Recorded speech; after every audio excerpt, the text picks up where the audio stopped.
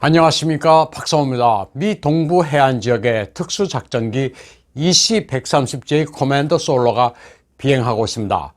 EC-130J 커맨더 솔로는 허큘리스 수송기를 개조한 군사정보지원기입니다. FM 라디오, TV, 군사통신 주파수를 장악하는 민사작전기입니다. 펜실바니아 에어 내셔널 가드 193 특수비행편대 소속입니다. 주 방위군에 소속되어 있지만 과거 여러 차례 해외 작전에 투입된 바 있습니다. 1983년에는 그레나다에서 미국민을 구출하는 오퍼레이션 어전트 퓨리에 참여했고 1989년에는 파나마의 노리에가 정권을 제거한 오퍼레이션 저스트 커즈에서 민사심리전을 수행했습니다. 또 1990년부터 이듬해까지 사우디아라비아와 터키에 배치돼 데저트 쉴드와 데저트 스톰 작전에서 이라크 병사들에게 투항을 권유하는 방송을 했습니다. 1994년에는 IT의 독재자 잔 베테랑 아리스티데를 몰아내기 위한 어폴 디마크러시 작전에 참여해 IT 시민들을 상대로 방송을 송출했습니다. EC-130J 커맨더 솔로가 미 동부 해안에서 비행하고 있는 의미는 아주 명확합니다. 조 바이든과 딥스테이트를 상대로 한 작전을 벌일 것으로 충분히 예상되는 대목입니다. 트럼프 대통령의 적대 세력은 주류 미디어와 빅텍의 일방적인 메시지를 차단해 기선을 제압할 것으로 보입니다. 1월 20일 대통령 취임식이 치러진다는 워싱턴 DC는 사실상 전시 상황입니다. 명목상으로는 조 바이든의 안전한 취임을 보장하기 위한 겁니다. 미 각주에서는 내셔널 가드 병력을 속속 파견하고 있는데 그 규모가 기존의 1만 5천에서 5천 명을 더해 2만 명으로 늘어납니다. 이 숫자는 아프간이나 이라크 파병 규모의 2배입니다. 역시 명목은 취임식 당일 바이든의 취임 저지를 위해 각주의 민병대가 집결하는 상황에 대처하기 위한 겁니다. 1월 14일 워싱턴 포스트는 익명의 소식통을 인용해 DC의 내셔널 몰이 취임식 날 폐쇄된다고 보도했습니다. 내셔널 몰은 과거 역대 대통령 취임식 때 수많은 국민들이 관람하던 장소입니다. 워싱턴 포스트가 인용한 관련은 취임식 당일 내셔널 몰에서는 아무것도 볼 수 없을 것이라고 말했습니다. 그러나 국가공원관리국은 아직 최종 결정이 난 상태는 아니라고 밝히고 있습니다. 워싱턴 DC 곳곳의 주요 건물에는 철조망도 설치됐고 병사들이 높은 수준의 경계에 들어갔습니다. 많은 네티즌들은 워싱턴 DC가 거대한 감옥으로 변하고 있다면서 의아해하고 있습니다. 도대체 대통령이 취임하는데 두려운 게 뭐냐? 국민이 두려운 독재자의 취임식이냐면서 취임식 당일 어떤 일이 벌어질지 촉각을 곤두세우고 있습니다. 워싱턴 DC뿐 아니라 각 주 주의회 청사에도 주 방위군이 배치됐습니다. 일단 취임식은 표면적으로는 바이든의 취임식입니다. 그런데 게이트웨이 펀딧은 선거를 도둑질한 슬리피 조 바이든의 갱들은 안전성의 이유를 들어 월요일로 예정된 취임식 리허설을 돌연 연기했다고 보도했습니다. 자칭 바이든 당선자팀은 이에 따라 월요일 윌밍턴발 워싱턴 DC행 엠트랙 예약을 취소했습니다. 바이든 팀은 취임식 사무를 오바마의 보좌관을 지냈던 리자 모나코에게 떠넘겼습니다. 리허설 중단 조치에 대해 취임위원회와 대통령 경호실 시크릿 서비스는 논평을 거부했습니다. 러시아 게이트와도 관련된 리사 모나코는 바이든에 의해 법무부 차관으로 지명된 상태입니다. 소위 바이든 내각 지명자들은 아직 상원의 인준이 나지 않은 상태입니다. 오바마의 경우 취임식 직전 6명의 내각 인준을 받았고 트럼프 대통령도 2명의 인준을 받은 바 있습니다.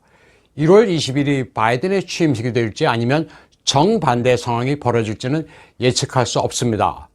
소위 바이든 내각은 모두 2017년에 설립된 웨스트 이그젝 어드바이저스의 구성원들입니다. 트럼프 1기 행정부 때 오바마 잔당들이 모여 만든 기구로 바이든의 인력풀입니다. 이런 가운데 피터 나바로 백악관 무역고문은 세 번째 대선 사기 보고서를 발표했습니다. 그는 트럼프 대통령이 대선에서 승리한 게 확실하다면서 사기극은 몇 개 스윙 스테이트에서만 발생한 게 아니라 많은 주에서 발생한 보편적인 현상이라고 밝혔습니다. 그러면서 법무부는 바이든 행정부 출범 전에 특별위원회를 지명해야 한다고 말했습니다. 그리고 공화당이 장악하고 있는 주에서는 주 의원들과 법무장관이 조사를 벌여야 한다고 밝혔습니다. 그런데 불법적인 대통령을 취임하도록 내버려둬서는 안 된다면서 지금 필요한 것은 의회의 기능을 정지시키고 부통령이 앞으로 열흘 동안 조사를 벌여야 한다고 촉구했습니다. 트럼프 대통령은 앞으로 남은 며칠 동안 핵폭탄급 폭로를 이어갈 예정입니다. 당장 힐러리의 이메일 게이트를 덮기 위해 엉뚱하게 트럼프 대통령이 러시아와 짜고 대선 공작을 했다는 러시아 게이트를 포괄하는 오바마의 과거 죄상을 폭로하기로 했습니다. 오바마와 힐러리 클린턴의 소아 성애 문제까지 모두 불거져 나올 조짐을 보이고 있습니다. 헌터 바이든과 척 슈머의 소아 성애 문제는 이미 인터넷에서 광범위하게 나돌고 있습니다. 지금도 살아있다는 의혹이 제기되는 앱슈타인과 관련된 거대한 폭로가 나올 가능성도 있습니다.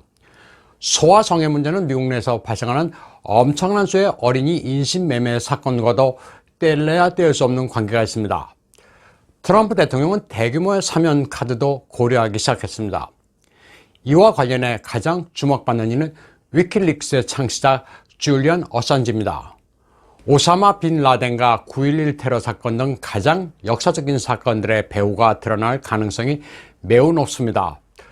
또 시드니 파월은 미국의 대선 사기극에 전 세계 수십 개 나라가 직간접적으로 연루됐다면서 조사를 촉구하고 있습니다. 트럼프 대통령은 1월 20일 빅뉴스가 나온다고 예고한 바 있습니다.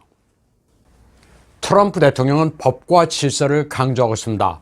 법과 질서를 강조하니 뻔한 얘기 같지만 말에 또 다른 말이 숨어 있습니다. 적들이 무시하는 법과 질서를 내세우는 데는 그만큼 자신이 있다는 겁니다.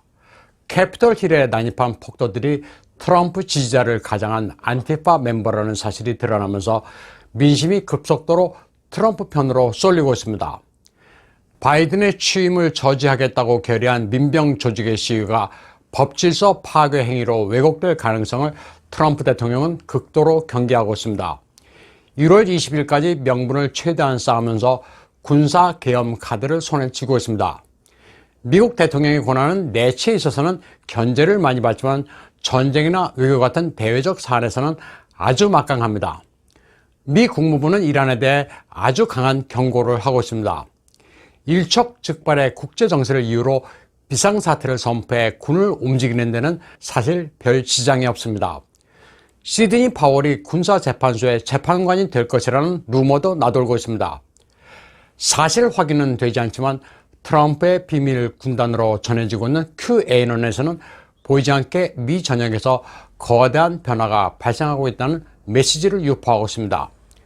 할리우드 연예인, 정치인, 언론인, 팝스타, 자선 종교 지도자, 국가 원수들이 끔찍한 혐의로 체포될 것이라고 예고했습니다. 트럼프 대통령은 선별된 애국자들과 협력해 딥스테이트의 범죄 조직을 제거하고 있다고도 했습니다. 그러면서 두려워하지 말라고 했습니다. 백악관에서 소셜미디어를 담당하는 참모 댄 스케비노도 아주 의미심장한 포스팅을 올렸습니다.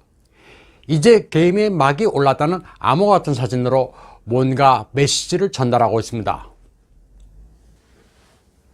이스라엘 예루살렘 북부 산간의 프사곶 와이너리입니다.